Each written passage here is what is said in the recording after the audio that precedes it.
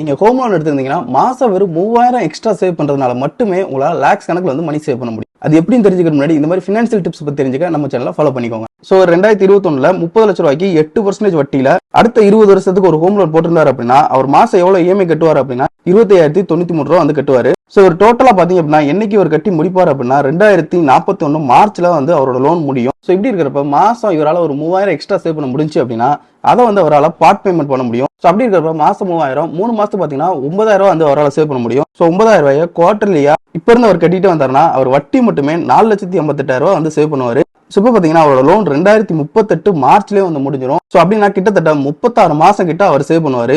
36 மாசத்துக்கு 25,903 ரூபா, கிட்டத்தட்ட 9 லட்ச ரூபா வந்து அவரால் சேவ் பண்ண முடியும். ஸோ டோட்டலா பாத்தீங்க அப்படின்னா ஆல்மோஸ்ட் ஒரு 13 லட்ச ரூபா வந்து எக்ஸ்ட்ரா அவரால் சேவ் பண்ண முடியும். ஸோ இந்த மாதிரி உங்களுக்கு உங்களோட இஎம்ஐ பத்தி தெரிஞ்சுக்கணும் அப்படின்னா பயோல இருக்க எந்த லிங்கை கிளிக் பண்ணி மறுபடியும் இந்த லிங்கை கிளிக் பண்ணி உங்களோட டீடைல்ஸ் என்டர் பண்ணுங்க. நானே உங்களை கான்டாக்ட் பண்றேன்.